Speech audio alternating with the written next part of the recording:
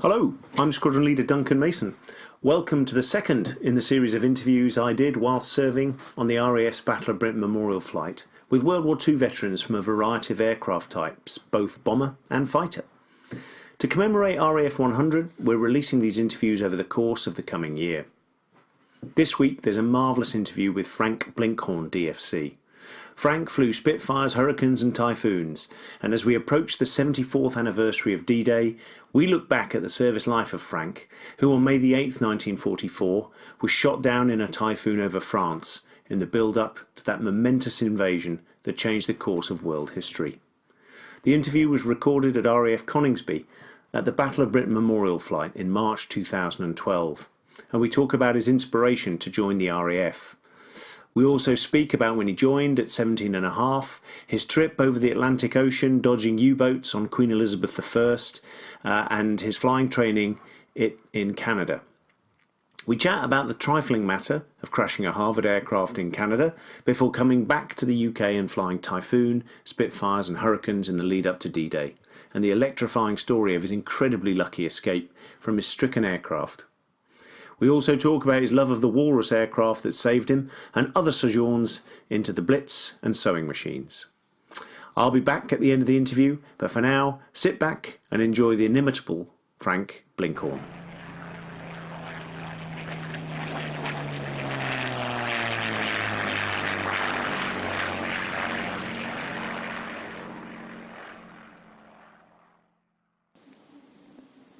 I was born in Liverpool. My mother moved to London when I was 14, and she bought a guest house in Sussex Gardens, which is a stone's throw from Marble Arch. It runs between Edgware Road and Lancaster Gate and Hyde Park. And I went down with my mother and I lived in the guest house with her. And one day, two young men knocked at the door and said, "Oh, we're South Africans. We've come to join the Air Force." This would be 1937. We've come to join the Air Force, and could you put us up, give us a room each while we have our medicals and our interviews and so on. Yes, sure. So Mother put them in the rooms. And when they went for interviews, one of them passed and was selected for training as aircrew. The other one failed. He went back to South Africa. And the one that stayed was Godfrey Edmonds. And Godfrey Edmonds, he was old for a young pilot going, I think he'd be 23 or 24. And so he had a room in the house, and then he went away for training.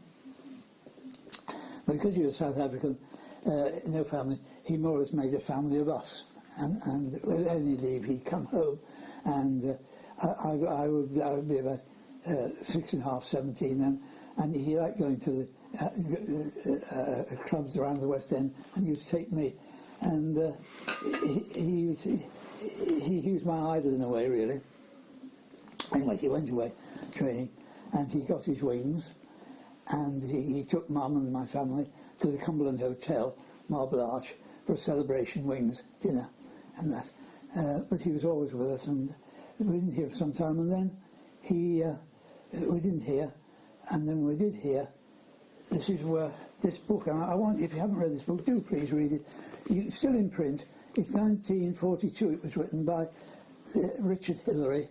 He was an undergraduate at Trinity College, Oxford, doing English literature, and he joined the RAF, the University Squadron, and so when war broke out, he had his wings, and he was in the Battle of Britain. So Richard Hillary was a great Battle of Britain pilot, right in from the start.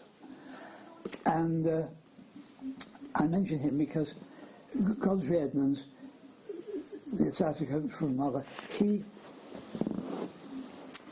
went through to operational training on Hamdens to Upper Hayford, just north of Brize Norton in Oxford, and he was doing a solo night take in Hamdens, swerved at the end of the runway, put a wing in, and became the worst burnt pilot in the Air Force. And after his first operation, he had lots of... Archibald Mackindow was the father of plastic surgery, and he was at East Grinstead Hospital, and he set up this unit for plastic surgery for burns cases, mainly Air Force, but others as well. And that was... in 1942, he wrote this book out of his sick experiences, and I brought him in because when I read this book, specs. It's age, you know, that's what it is. His eyes are dim. He can sing as well. He cannot see.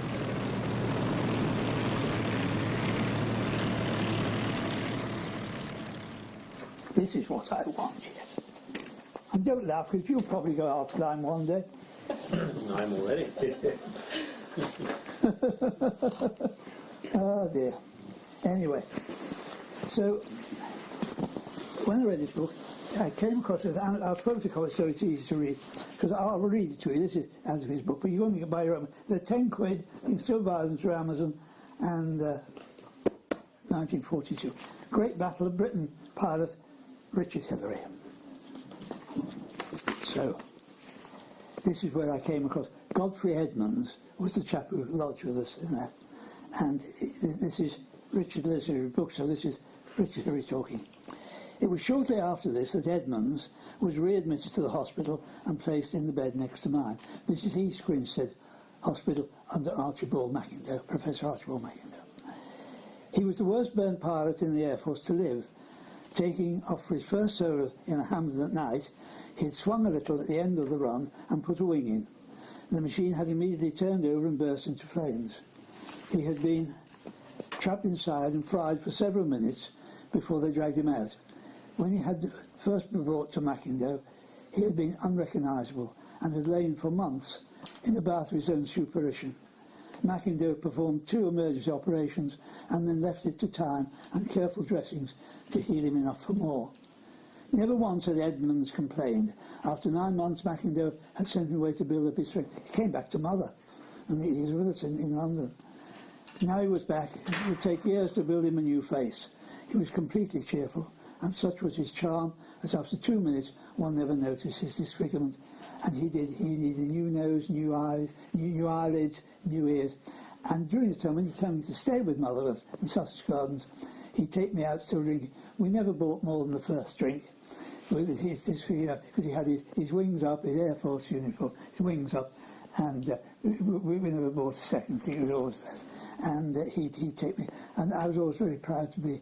I was 17 at the time, so proud to be with him. He was the first on the list for operation the day after his readmission. Both his top lids and his lower lip were done together, and he was brought back to the ward, even-tempered as ever. The man on his other side diverted him for most of the day with endless funny stories of crashes. Sometimes I think it would be very pleasant to be invested with the powers of life and death. 3 days went by, and I noticed an ominous dribble down Edmund's right cheek, from under the dressing across his eyes. That Mackindow took the dressing down. The right eyelid graft had not taken.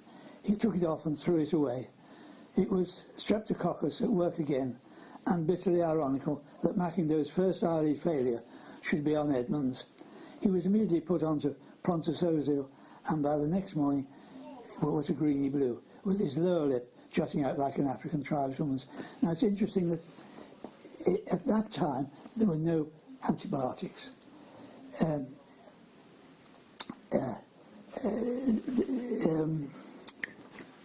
inventor of the discoverer of penicillin. Lister? No. Oh, he was at St Mary's Hospital. It'll come to me. That's with age, you know. It'll come to me. Anyway, but it hadn't reached clinical use yet. So the only the biggest enemy of plastic surgery is infection. And with modern times that they've got the antibiotics, that's fine. These days they didn't. And that was just where I lived in Sussex Gardens. It was just about 300 yards of St Mary's Hospital where it was discovered. And here we have Godfrey Edmonds in there. After lunch, some idiotic woman came in and exclaimed at how marvellously well he looked. I held my breath, but I need not have worried. Instead of turning his face to the wall or damning her soul, he managed to smile and said, "Yes, I'm feeling much better too." Yeah. I could not but marvel at his self-control and unruffled good manners. I remembered a few of my own reasoned outbursts and felt rather small. And before I said, Mackindoe was very good. If there was a civilian that was very badly burned, yes, and I'll just finish up with that a young girl who was in there. And this was taking place at East Grinstead, and they formed the guinea pig club there because all the surgery was guinea pig.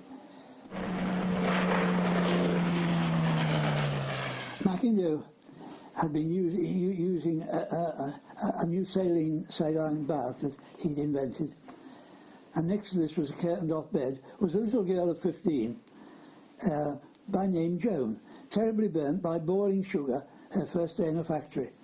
Joan was in this ward because there was no other saline bath in the hospital. There were only 3 in England, and she could not be moved any distance. She screamed fairly regularly, and always before being lifted into the bath. Her voice was thin and like that of a child of 7. As the time of her bath approached, there was a certain tension throughout the hut, and then everyone would start talking rather loudly, and the wireless was turned up.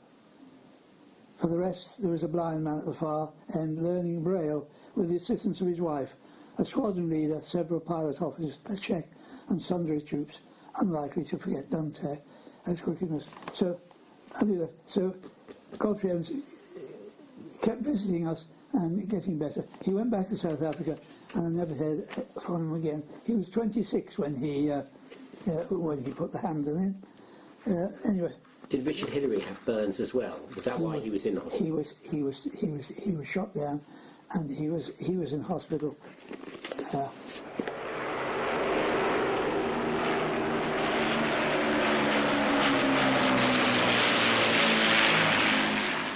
The Last Enemy rapidly acquired the aura of a book that says something vital, whose importance goes beyond what is literally described. It was succeeded in holding its own as a book whose passionate reporting, no internal shortcomings, and no change of fashion can devalue. It became, and has remained, a classic. The Last Enemy recounts Richard Hillary's experiences as a fighter pilot in the Second World War, in which he was shot down and spent months in hospital, undergoing painful and protracted plastic surgery. It was published in 1942, 7 months before his death in a second crash. One of the classic works of World War II. This is a good book. I've read it. So I brought that because it brought in Godfrey Edmonds, who. So he was effectively your hero. He was. And so when the age came that you could march down to, I mean, what did you do then? Did you, as soon as you were able, did you go to the careers office? Yes, I went there, and they said, "Well, you're too young." I would be about 6.5, and they said, "Well, the best thing you can do if you're so keen, keep up your maths and your navigation and that sort of thing. So join the Air Training Corps." So I joined, and they supplied us with the uniform of the Air Training Corps. They're all 15, 16 years old, and they had some shopkeeper in Baker Street let us have the upper room, and there was a retired flight lieutenant who was a pilot in the First World War. He was our CO, and he'd take us through that. And they said that the best thing you do is there's a good course being run at Regent Street Polytechnic. Go there. So I joined that course. It's maths and navigation. That's there, and then I was selected, and we went for. And I went to Weston-super-Mare. And remember, during the war, all the hotels, boarding houses in England, so short of accommodation, were taken over by the MOD. And I was sent to Weston-super-Mare for my interview and my medical, and they passed me. Did an exam there. I always remember I had to write an essay. It was. What are your views on the closed shop? They're having a lot of trouble with the unions at the time. So, yeah, anyway, they passed me, and I then waited to be called up. So I was called, I got the papers, report to Lord's Cricket Ground. The MOD had taken over Lord's Cricket Ground as a reception centre for aircrew, and they'd taken over the grandstand where we all assembled on the day. It was only a bus ride from where I was in Sussex Gardens, in Runswood, and underneath the grandstand they had the uniforms and the kit, and it just took us a day to be put into flight, got our uniform and in a kit bag, and then marched off. And this was 1941. Anybody who could get out of London was out of London, being bombed out of London. And in St John's Wood were very posh apartment buildings where all the rich people lived in great apartments, chaplains over the top hat usually. Anyway, those people, they'd gone, left them empty. So the MOD took them all over, and the Air Force took them over to give us accommodation while we were at Lord's Cricket Ground. And we go in there, they stripped all the fine things from the apartment blocks and just made it bare. And I don't know whether they still have them in the RAF, but they used to have 3 biscuits as a mattress. Do you know what biscuits are? Well, they were single beds, and the mattress was 3, these could be like that. And the idea is that when you made your bed in the morning, you piled your 3 mattresses, one on top of the other, at the top, with the palliative, the cushion, and your 2 blankets on the top. And that was your bed made. And that. So well, there'd be about, depending on the size of the room, there was about 7 in our room, I think. And we were there. And so we stayed there about a fortnight and had our inoculations. I'd go home to Mother, I could get the bus home to Mother in the evening with painful arms. And they fed us in Regent's Park Zoo. Most of the animals had been taken away, but they hadn't got rid of the monkeys. And we used to go back, we were fed at the cafeteria, so they kept it open for us. So we slept in the apartment house and went for our meals to the cafeteria in the zoo. And when we went by the monkey house, it reminds me of, I had to say to my wife's coffee morning, there's no always, as we went by, and we used to go there, shout at the Maitland Ward. And so we were there about 2 or 3 weeks. And we were then sent for initial 6 weeks initial training. And once again, they're all the holiday resorts. They'd taken over that, and it was 6 weeks square batching, initial training, and getting used to Air Force life. And some of the ministry had the idea. They said, now, on the big permanent drones, all the sort of 1930s brick-built drones, many around here, if there's an education officer, we can send a flight to there, and they can put them up in their barracks. And so we went, and I was sent to Scampton for our 6 weeks initial training, and so I was there at Scampton. And the highlight of my time at Scampton was over the Airman's Mess. In all these, you go to all these RAF stations. Over the Airman's Mess was a big room, it was a general purpose room, lecture room, and that's where the education officer, that was our classroom. I was sitting there listening to that, the navigation. There was a navigator taking us through navigation and all dead reckoning stuff. And the door opened to the back, and in walked a pilot, an RAF pilot in full flying gear, and he walked by me, and I looked up. It was Godfrey Edmonds. Oh. Completely recognised because his face was still bad, and this made my day. You can imagine I'd been in the Air Force about 4 weeks, and he walked up to the officer and he said, "You've got a cadet, Frank Blinkhorn, here. I've come over to see him because he's a great friend of mine. Do you think you would spare him for half an hour? Because I've come over in a Lysander. I'm now off squadron, and I'm a drogue pilot, and I've got a Lysander. And my crew, and my winch man is nothing, so he could come with me, and I'll give him half-hour flight over Lincoln." And, so I went in the Lysander from Scampton. I had Wellingtons there, all the bomb trolleys there. It was an operational drone. And he took me for a flight. Well, that was wonderful. So you can understand my hero. Yeah. And he took me in the Lysander. That was great. Where did you get posted then after that? After you'd done the square bashing? Then they sent you then, if you were going to have pilot training, you had to prove that you might be a pilot. And so you had 10 hours in Tiger Moths in England, various places all over the country, and they gave you 10 hours to show you what you're worth. You soloed in 10 hours, you know. And then after you've done your 10 hours, and I passed as further training for pilot, and so it was the Empire training scheme, and I was sent to Canada. So where did you sail for Canada then? Well, first of all, I went to Manchester, and in Manchester they took over a big stately home, Heaton Park, and that was a reception centre for aircrew for training to go overseas. Well, it was February time. It was just a sea of mud, because we didn't go in the stately home, we were in tents, and it was just mud, you know, horrible. And then one day, we had more vaccinations there, and they said, right, you're off today, and so we got the night train from Manchester to Glasgow, on the Clyde, and we got there, and we were taken on the Queen Elizabeth I. And this was the time, this would be 1941, at the height of the War of the Atlantic, U-boats everywhere, and ships going in convoy, zigzagging at 12 knots, and being shot to pieces. Two people underestimated in the war: bombers, bomber crews, and merchant navy sailors. They were the bravest men. And unrecognised, you know. But to go across the Atlantic, at the height of the Atlantic, I mean, more ships were sunk there.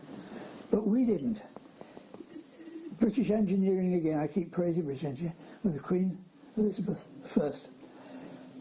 She took off from the Clyde, and as soon as she was out of the Clyde, opened up the taps, and she went straight across, absolutely. U-boats didn't matter, to Halifax. 4.5, 5 days.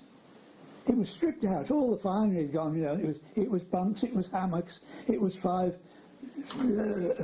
sittings of meals, and crammed to the gunnels with men going over there. And we did it in 4.5 days. It could take 5 days, and the engines, there were quite a bit of vibrations, because those engines stood up to it, and they did that all during the war, back and forth. 5-day trips, 1 day in port, and one day back on the Clyde, and it survived. And I was sent then from there to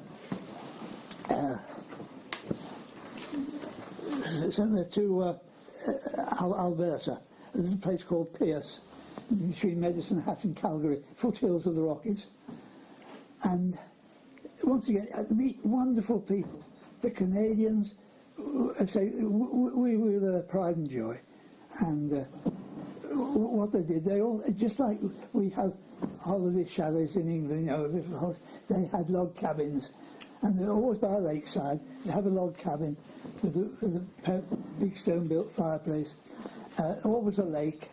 And they'd pick us up, 3 or 4 of us, load the car up with food, take us down there, and set us up 2 rifles, ammunition, fishing gear, a boat, and say, we'll pick you up. They were wonderful people.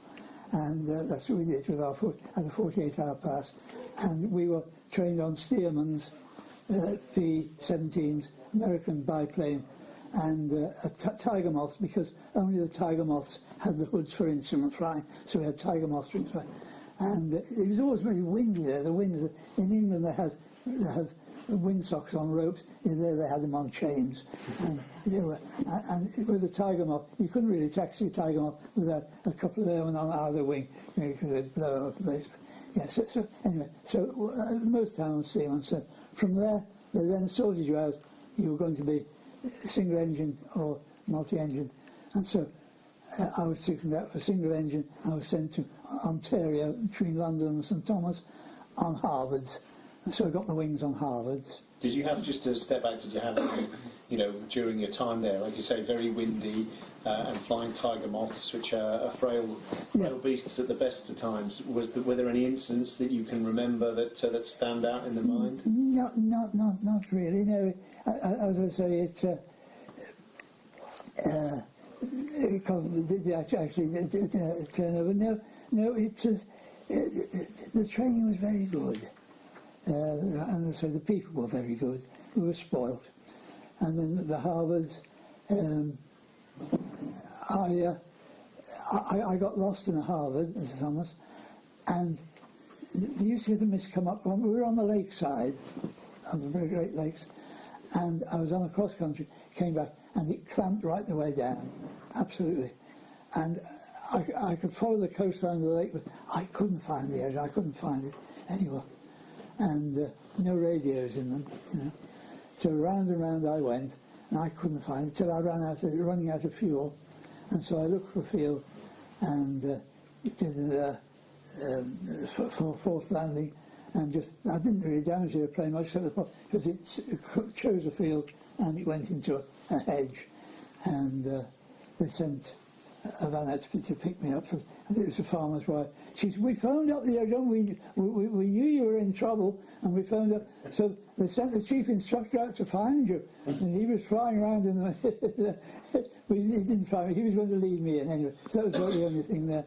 But they forgave me. I'd only bent the prop, and they picked it up. And then so I got my wings there, and I went there. I got on the boat to go to Canada in the April. Did my elementary flying, then on Harvard, got my wings, started in April, and I was back for Christmas. And that's pretty good, wasn't it? Pretty good going, yeah. How many hours did you get, Parky, you might be able to see in there? How many... You can look at your logbook, Frank. How many hours you Don't tell them how few hours, because they're 1,000 miles. To prior to... No, so what sort of... For tiger moths and harvard, so through... elementary to finishing in advanced, how many hours training did you have before you got onto a Spitfire squadron? 32 steermen. And there we go. As pilot, 113, and that's all single engine, total 214. So 100 as dual, 100 as pilot, I'll be solo. Right. And that's on Tiger Moth Stearman. And so it's not dissimilar, is it, to the training that we went through? I would say probably about the same number of hours in terms of... But remember, we were flying Saturdays and Sundays, Christmas Day and Boxing Day, you know. Yeah. We don't do that anymore.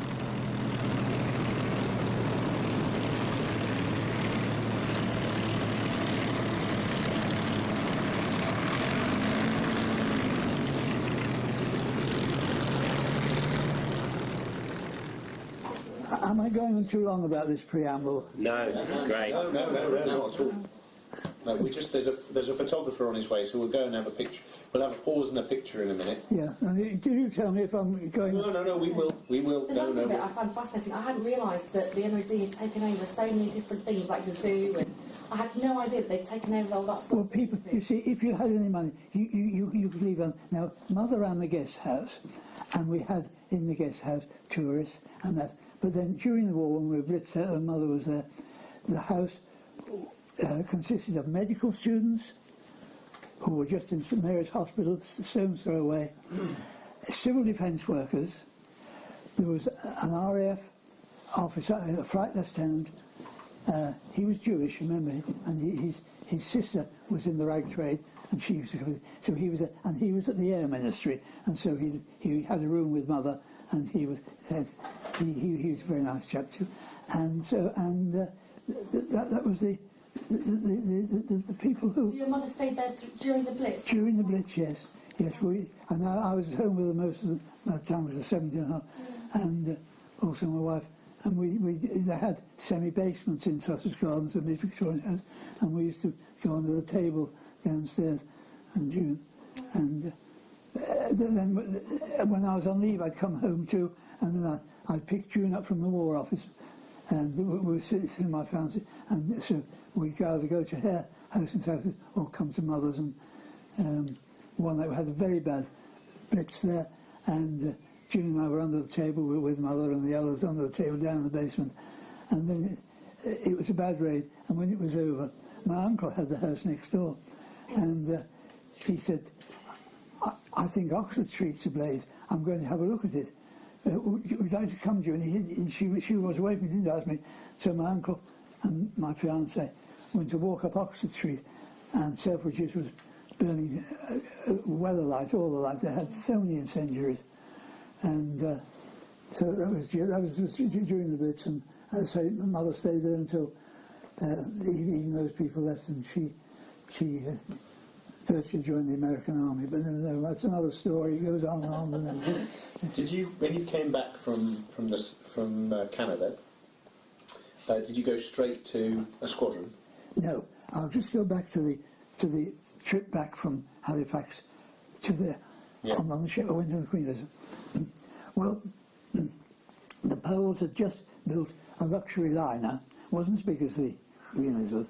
It was called the Batory, and it was on its final trials out of Poland, and war was declared because Germany had invaded Poland, and the captain said, "Oh, good God, if we go back to port, the Nazis will have this, and they'll go there. I'm not doing that. I'm going to sail for England." And so he altered course and took all the people who were on it, all the things on this main trip, and landed Southampton and gave the Tory over to the Admiralty, and they turned it into a troop ship, just like the Queen Elizabeth. And she brought me back. So I came back on the Polish ship, the Tory, 30 knots again. It was the pride of the Polish cruise fleet. And then, like that. Then, 30 knots? yeah. Slick, then, heck. That's a quick ship. Yeah. They had to, well, and U-boats didn't bother, you see, and they did it all during the war, because a U-boat can only do 12 knots, and so flying straight on, they never got their sights on them, and there must be thousands of aircraft, thousands of Americans, thousands of Canadians on those two ships going through U-boat territory. Amazing. And so I came back on that, and then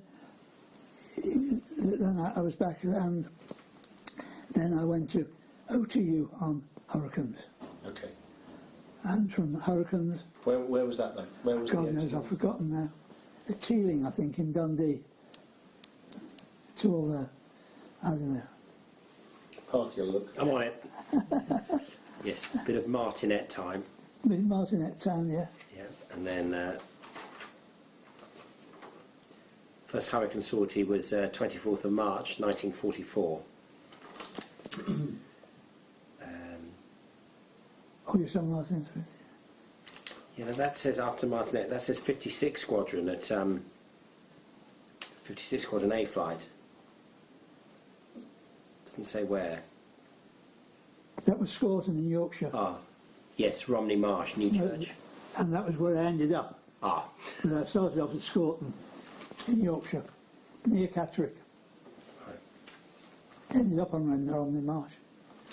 But, So did you do what was the aircraft that you flew just before that you mentioned, Parky? the Martinet. Martinet. Oh, right, yeah. Sort of Harvard-esque. Yeah.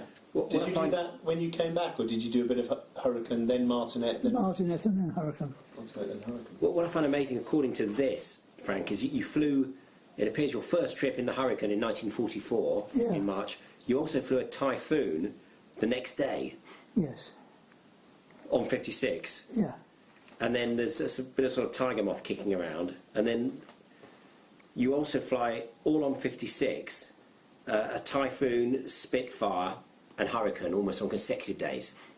with very little hours. Well, just Frank was saying just earlier, just reiterate for us, just when you got to 56, it was all in the lead up to D-Day, wasn't it? That's right. So there was a number of different types on the squadron. Oh, yes, yeah, it had been in transition from Hurricane Squadron to Spitfires, and then on to the Typhoons, then finally the Tempest.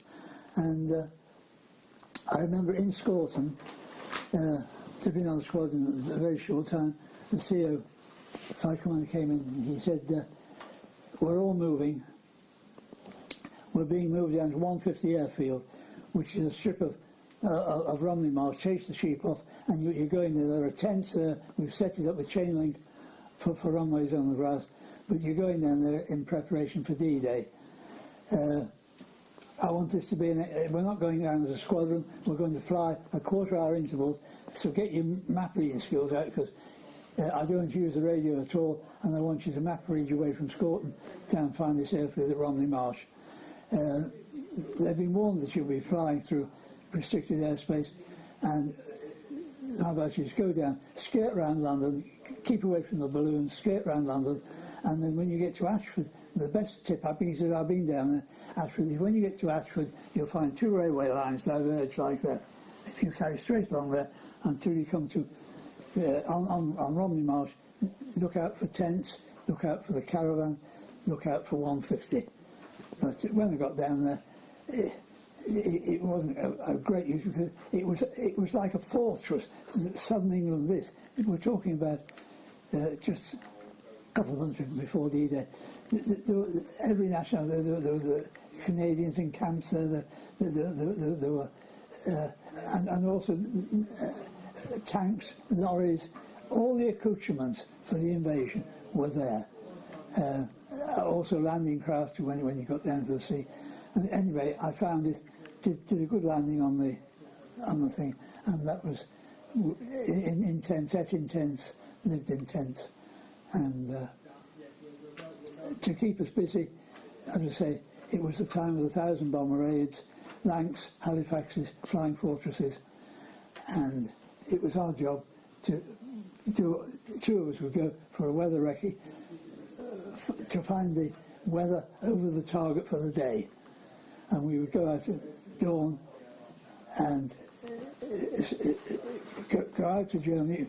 No problems over France and Belgium, because we ruled the air then.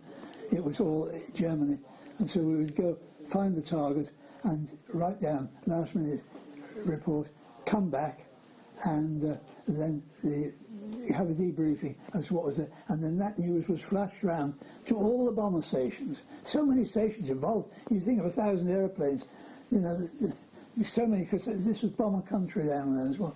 And then they would decide whether the weather was good enough to do the proposed bomb on that thing. If it wasn't, they'd get another target or call it off altogether.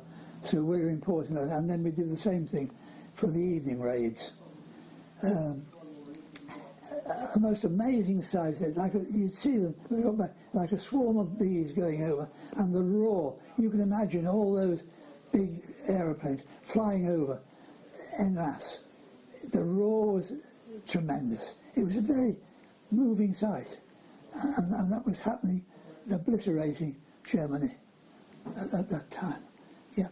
So, but we never brought any ammunition back. We had 4 cannon on the Typhoon, and at that time, not only did they do those big raids, they also raided all the communications between Germany and D-Day landing sites, so that the Germans would find it difficult to get more supplies up to resist the invasion which was coming up.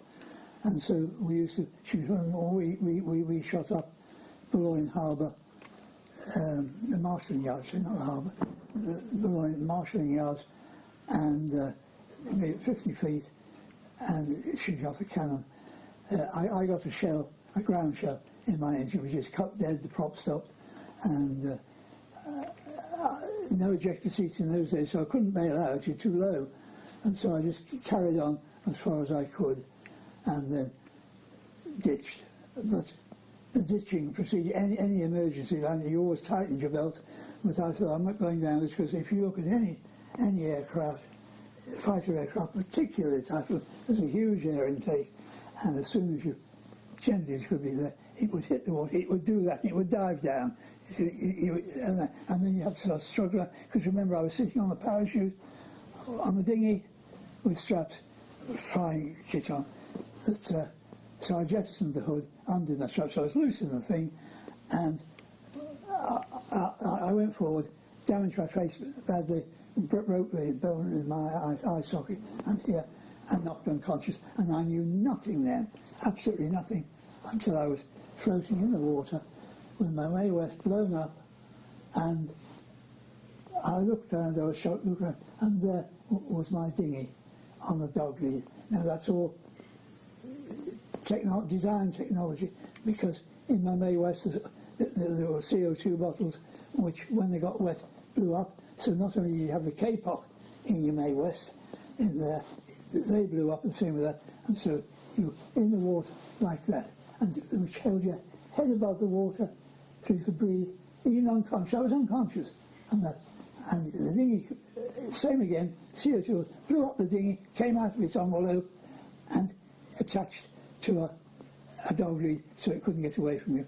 And I pulled it in, but I was too shocked to get in. I just hung over it, and but I didn't think it'd be too long to worry, because my number one was Flight Lieutenant Sparrow, his name, and he was Mayday, I Mayday like hell, and then it went through to Hawkinge Air Sea Rescue.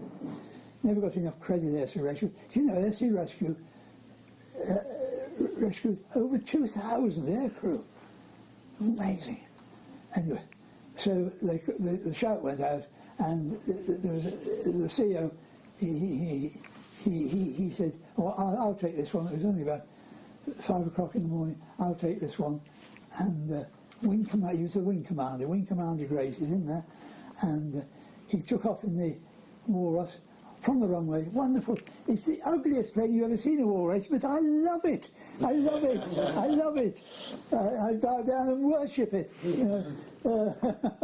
And he came out, and I wasn't far out of Bologna. I was just thickly mined, you know. And he landed in the minefield and picked me up, took me back to Hawkinge, and they patched me up a bit.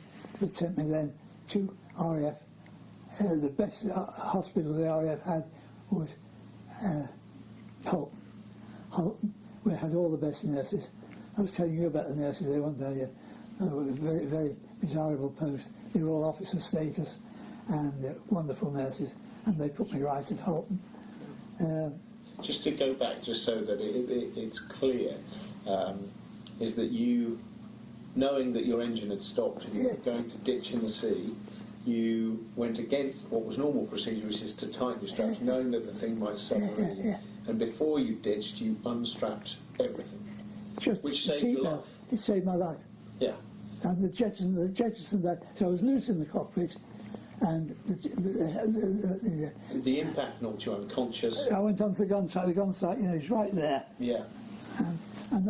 And I did not. I can't boast how clever I was, because I did nothing.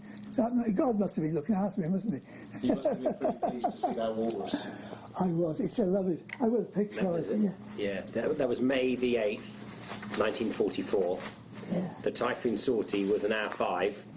It was the Weather Recce Brussels area. 1 hour 5, ditched in channel. And then the second sortie is a walrus with Wing Commander Grace on board.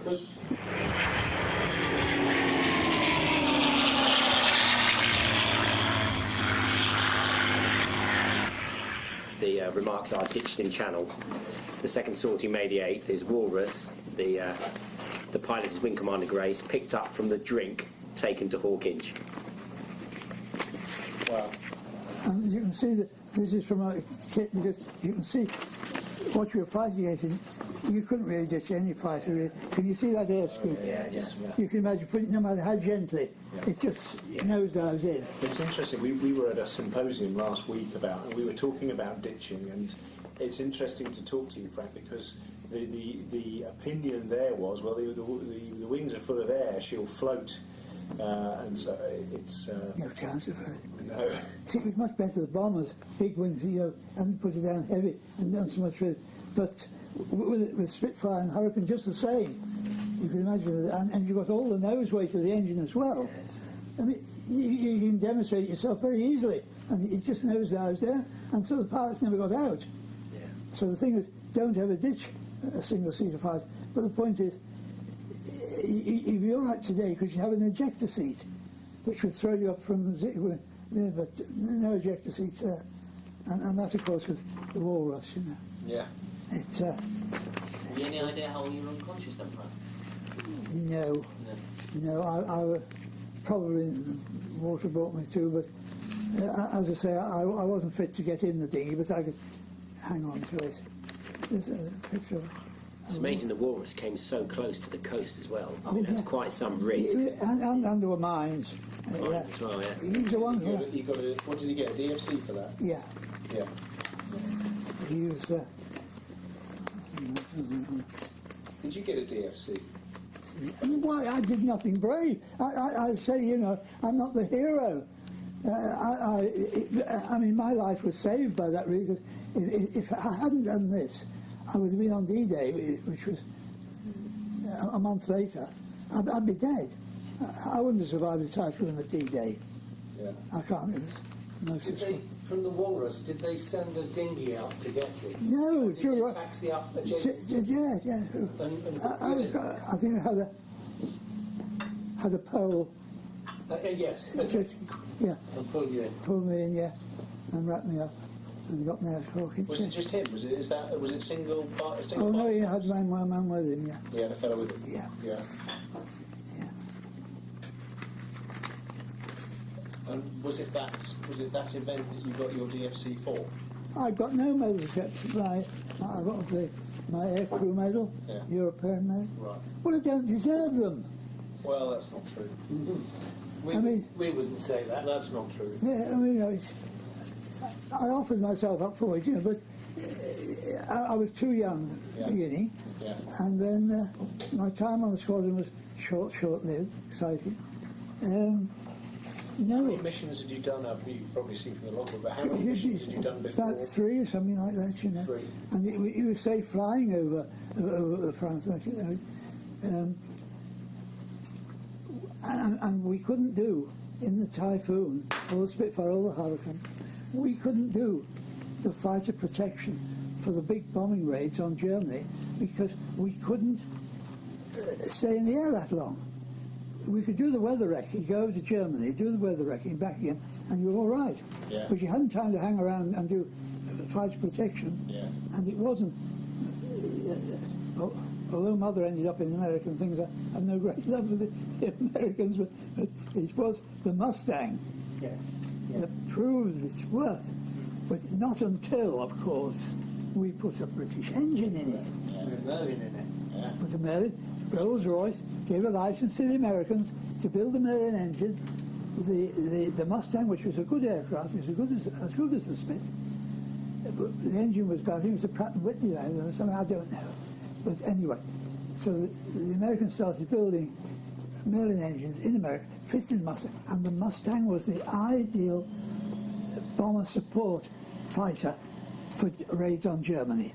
Because even with long-range tanks on, we couldn't do it.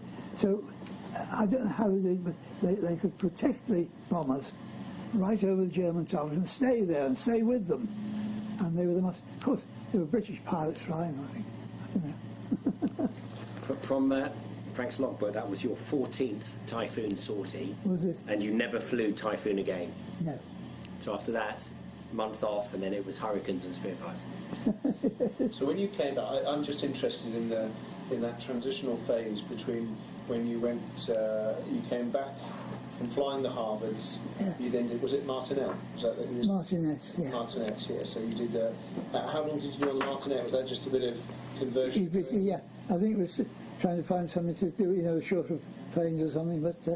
And then when you went on to the Hurricane, so you know, Parky was saying earlier that you did a Hurricane trip, then you did a Typhoon trip, and then you did a Spitfire trip. Yeah. But at what point was that just a conversion sorting onto each aircraft? That's as the squadron was changing. Yeah. They were changing from a Hurricane squadron to a Spitfire 5 squadron to a Typhoon and Tempest squadron. Right. And it was all happening very, very quick. Remember, so much was happening there. Did you get any training then? That's what I mean. Did you, from when you arrived, you've done all your advanced training on Harvard, Yeah. but clearly not an awful lot of shooting at things and bombing things. No. And then you got to 56 Squadron. Yeah. And did you do any training there, or were you just, you know, There was a bit of training. right Blinkhorn, get over to France? Yeah, it's not my trips along there. What they did, Not I much. did a bit of shooting, and Finished on the Martinet in Feb 1944. Got 50 hours on that, and then end of March, flew Hurricanes and Typhoons, of which there was a bit of. First one was sector recce, bit of formation, familiarisation, cannon test, and then a bit more formation on the Typhoon, and then I guess, and that was towards the end of April. Then it was ops in May. yeah. Very Did you- little. So Very little. just a very small amount, and then I Oh, guess and very, very small amounts of me did as a dog. It was wonderful instruction in a way, but not a lot of it. yeah.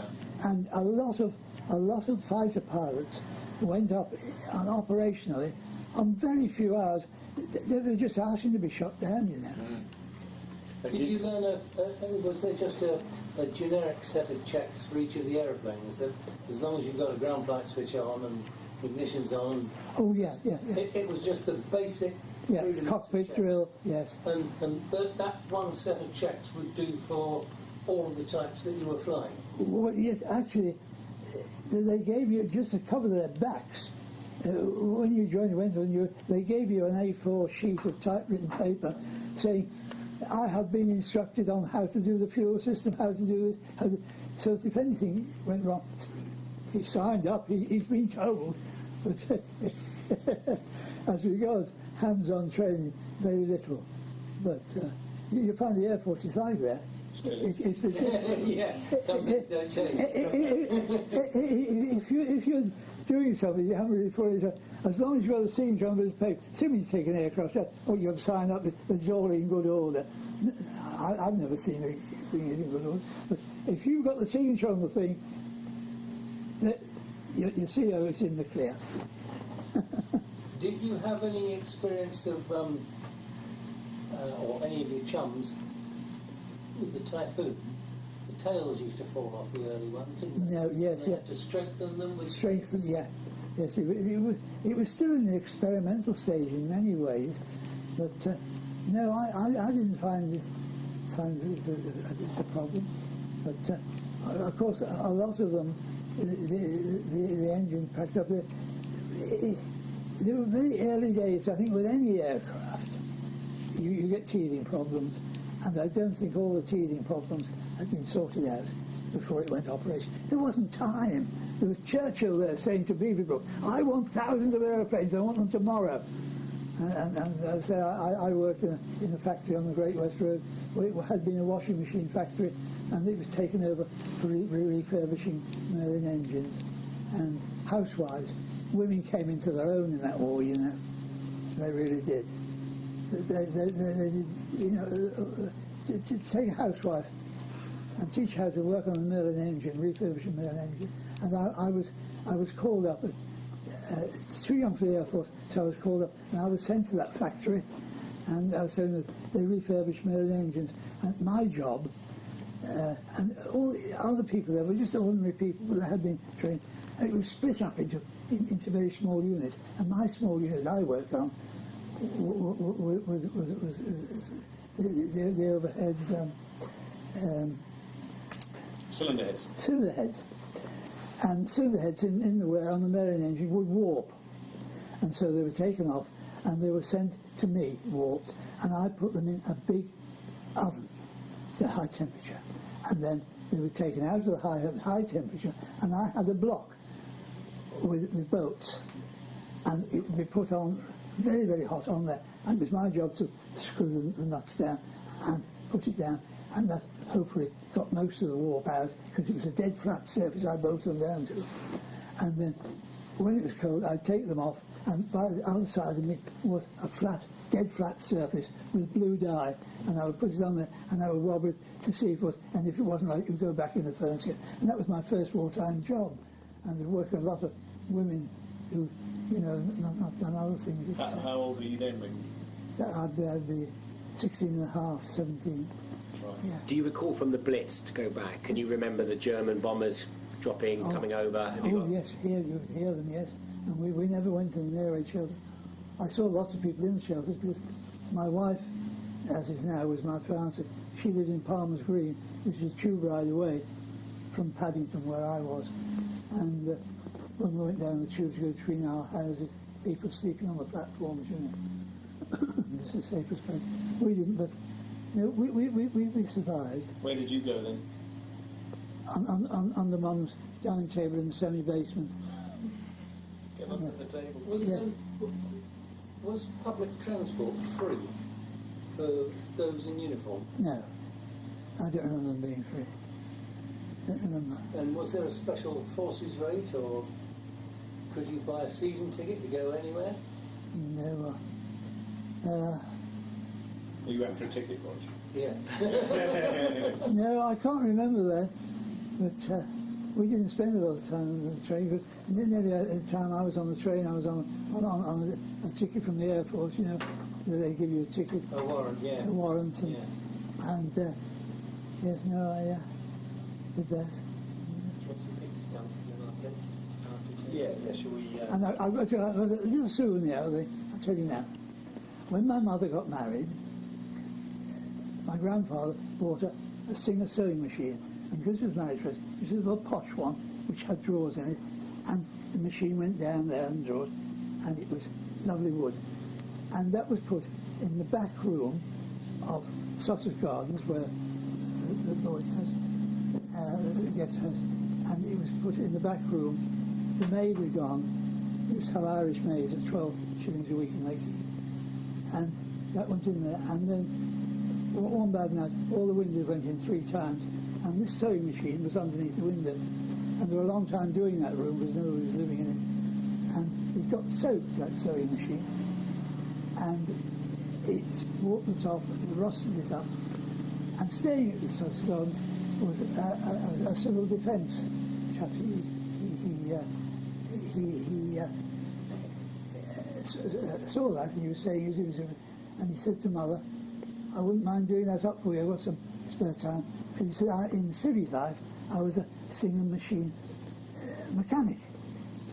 And he got on well with Mother, and he restored that as new. And Mother brought that up when we moved up to sleep. She brought that with her. And now my granddaughter, when Mother died, she left that to my granddaughter, who lives in Belton now. And Mother gave her that. And you can go, when I go and see my granddaughter in Belton, it's a private place there, polished up beautifully. And it takes me right the way back to the Blitz. Wow. Oh, well done. And it still works beautifully. That was my mother's wedding present. And restored by a guest in the house who was civil defence. They were the only people. And medical students. And my brother, my sister, myself. My brother went away in the Merchant Navy. But he went at 16. I went in, he wasn't outdone by me. And so he joined Marconi School in Oxford Street and became a Merchant Navy wireless operator. And I think it's still true today, all wireless officers on the Merchant Navy are employed by Marconi, and Marconi sublet them, because Marconi trained them. And so John, he was still 16, he went down Oxford Street, trained as a wireless operator for the Merchant Navy. And I remember coming in, still in his uniform, officership, it was officer status for them. And he went off to the Persian Gulf and spent the war on a small ammunition ship, carrying munitions and food and supplies to the fleet in the Mediterranean. The ships were too big to come into port, so he ferried them across. He was there, yeah. And my sister, she was born in Hollingsworth as hairdresser and beauty thing, and she fell in love with one of the medical students that was staying with Mother at St Mary's Hospital. They got engaged, got married. He qualified as a doctor, and that's how I came to live in Sleaford, because his first GP job was in Sleaford, and he joined the Sleaford practice and he spent the rest of the time. the doctor, GP doctor, is my sister. So that house has a lot of family connections. Lots of family. And Godfrey Edmonds.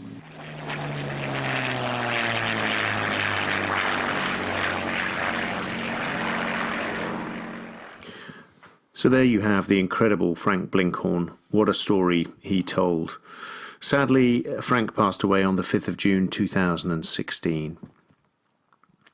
Please keep your eyes peeled for further interviews with veterans. It'll be on the RAF Facebook page, and you can click the link there to listen to the interviews in the coming weeks and months. And also, if you're interested in listening to three rather aged pilots talk about aviation matters, you can listen to our podcast. It's called Pilot Episodes, and you can get it from wherever you get your podcasts. Until next time, I'll sign off and look forward to speaking to you then.